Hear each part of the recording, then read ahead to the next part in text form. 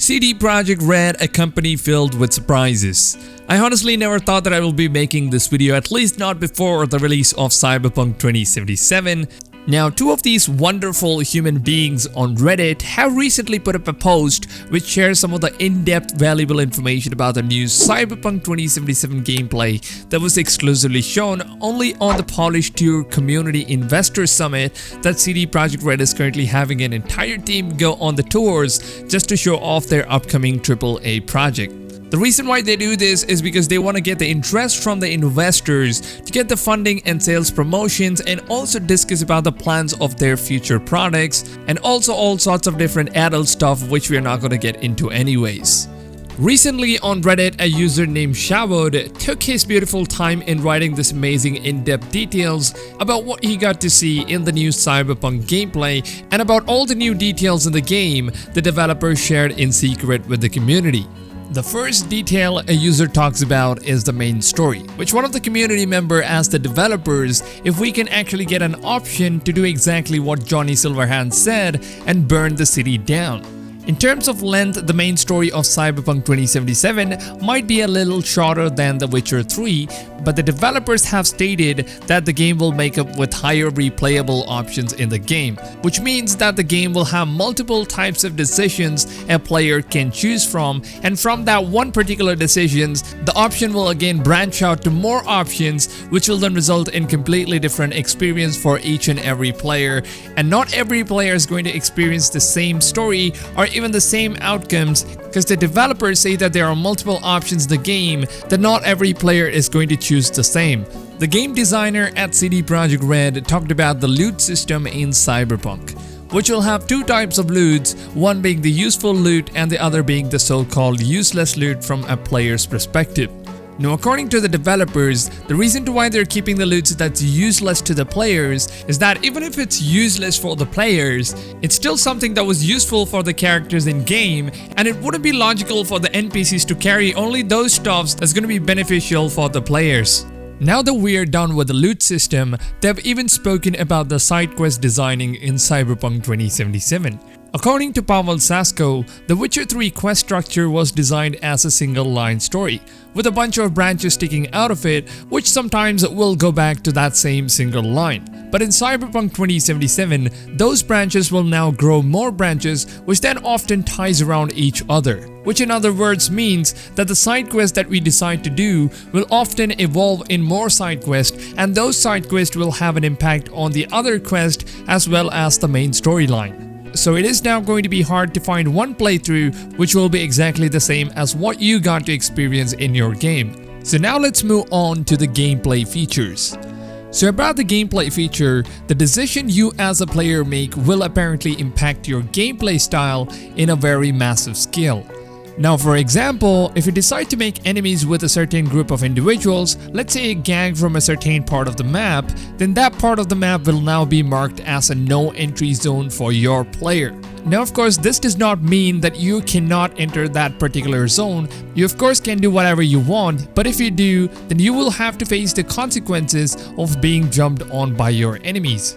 Now, CD Projekt Red has confirmed that you will not be able to buy apartments in Cyberpunk 2077, or at least in the main single-player story mode. But however, V's apartment will look different based on the life path that we choose, and it will change in some ways over the time. They also included certain mechanisms that is tied to V's apartment, which will allow us to express the personality of our personal V. The developers said that this is something that the player should discover on their own. Now let's move to the health regeneration. You will be able to restore your health using consumables like food and the drug inhalers. Some of those healing items will be an instant healing effect, while others will just slowly restore your health over the time or works only under right circumstances. There's also a Cyberwear which will provide us with health regeneration. However, that is going to take up a spot that could be used for a more useful piece of Cyberwear. Pavel Sasko said that they've designed the driving mechanisms of the game, which feels like a more realistic version of Rockstar Games' Grand Theft Auto 5.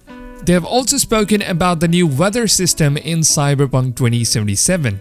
The game is now designed to have a dynamic weather system. The weather system, however, will not change your gameplay experience, but the NPCs in the open world will react accordingly. Now, in the gameplay shown, when it was raining in the night city, some NPCs in the world will pull out their umbrellas, whereas other NPCs who don't have access to their umbrellas will find a place to hide from the rain.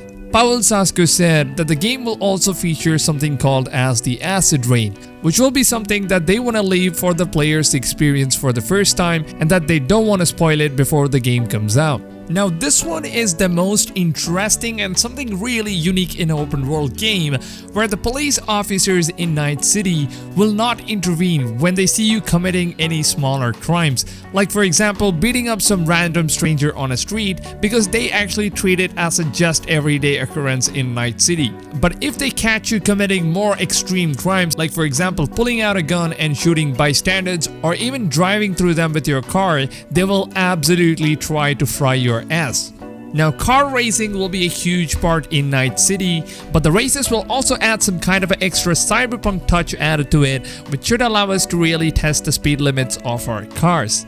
Now, the open world environment in the game will have at least 3-4 assets which can be completely destructible. Now, that does not mean that everything in the game can be destroyed and you can burn down the entire whole Night City, but most of the assets that you see around you can be destroyed completely. Pavel Sasko said the ray tracing technology in Cyberpunk 2077 will not only take advantage of the lighting effect, but will also simulate the way that the sound spreads through the area. For example, we are going to hear the sound differently based on our character's position, distance, and obstacles on the way, and so on. It was of course a difficult task for the team to achieve it, but the team was dedicated in getting up this new feature and to not choose the shortcuts. Now, they've also given us a very interesting information regarding the Cyberwear. Now, the Cyberwear is something that will require a Ripper dock service in order to install it into Wii. But once you have installed it, then you can change or modify the equipment of your Cyberwear on your own without you needing to visit the Ripper dock services. For example, the mechanism of Mantis blade in your arms cannot be installed without the Ripper dock services, but once you've modified your humanity, then you can replace the Mantis blades with whatever you please. But one most important thing that you guys need to keep in mind is that once you lose your humanity of your character, then you cannot be replacing the cyborg parts or the mechanical parts with an actual human organs. So once you're a cyborg, you're gonna always remain a cyborg. And not just that, you will also have to visit the Ripper docks for a maintenance check time to time in order to keep your mechanical body modifications working. Now, I honestly think that this is something really interesting, and I would love to see how all of these mechanics are going to be working in Cyberpunk 2077. Now, the last thing that Pavel Sasko has talked about is the PC modding community for Cyberpunk 2077, which they actually want to be adding a modding tool into the game, but he has now specified that they're not ready to be making any decisions or declaring about it until the game is officially out. But I am pretty sure that the PC community is going to be coming out with some really exciting new mods. Maybe we're going to get a third-person mod, which will be really interesting to see how the game's going to work out on a third-person perspective. So what do you guys think about the mods? Would you like to have mods for Cyberpunk 2077, or would you not like to have the mods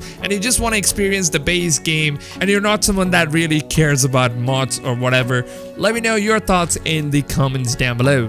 With that being said, these are all the brand new information we have got about the new Cyberpunk 2077 gameplay that was secretly shown only to some of the community members who got to attend one of these events. But fortunately, we got some of those Reddit users, the godly users, man. They've gone ahead and spent their entire time to write down such a big review on the gameplay and whatever they got to see in that event. And it really did help us picture on what kind of a game Cyberpunk 2077 is going to be like and what kind of new features we're going to be getting in the open world game itself. And I really hope that you guys did enjoy this video or even find it useful to actually learn about what Cyberpunk 2077 is and how the gameplay mechanisms work. I will of course leave the link to the actual Reddit post down below. There is more information in that post which I did not cover in this video because I just wanted to cover up the most important informations about the entire list that was given in Reddit post. So if you guys want to know more about the gameplay information, so make sure you guys go ahead and check out the link in the description. With that being said, if you guys could just drop a like showing your support to this video, that would really mean the world to me.